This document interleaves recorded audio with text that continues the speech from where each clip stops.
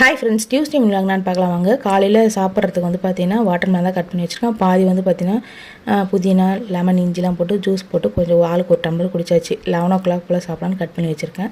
சமையலும் ஸ்டார்ட் பண்ணியாச்சு. புதினா துவையல், கத்திரிக்காய், முருங்கைக்காய், மாங்காய் சாம்பார், வாழைப்பூ, பொடி மாசு தான் பண்ண போகிறேன் முட்டை போட்டு. அதுக்கப்புறம் வந்து இது எல்லாமே ரெடி பண்ணதுக்கப்புறமா சாதமும் மாவும் அரைக்க ஸ்டார்ட் பண்ணிவிட்டேன். மாவு காலி ஆகிடுச்சு. இந்த மாதிரி வந்து அரைச்சி வச்சுப்பேன் நான். ஒரு 4-5 நாளைக்கு வரும். அதுக்கப்புறம் வந்து பார்த்திங்கன்னா சமையலை வந்து ரெடி பண்ணிட்டேன்ல, கையோடு இருக்கிற சாமானும் தேய்ச்சிட்டே தான் இருப்பேன். அதுக்கப்புறம் கொஞ்சம் எக்ஸ்ட்ரா உளுந்து போட்டு ஒரு 10 வடை கிட்ட செஞ்சேன். ஏன்னா எங்கள் ஹஸ்பண்ட் இன்றைக்கி ஒர்க் ஃப்ரம் ஹோமு, அதனால் வந்து பார்த்திங்கன்னா வடையும் செஞ்சிடலாம். என் பையனுக்கு உளுந்து வடைனா பிடிக்கும். ஸோ நான் உளுந்து வடை தான் பண்ணேன். அதுக்கப்புறம் வந்து நல்லா சாப்பிட்டு கொஞ்ச நேரம் ரெஸ்ட்லாம் எடுத்துகிட்டு ஒரு 4 மணி போல் வந்து பார்த்திங்கன்னா பார்க்குக்கு கிளம்பிட்டோம்.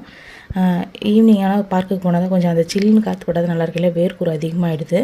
அது வீக் டேஸ்னால் பார்க்கு காலியாக இருக்குது. அதனால் கூட்டிகிட்டு போய் அவனு சொல்லிட்டு கூட்டிகிட்டு போயிட்டு வரும்போது சின்ன வெங்காயம் பெரிய வெங்காயம் வாங்கிட்டு வந்தோம்.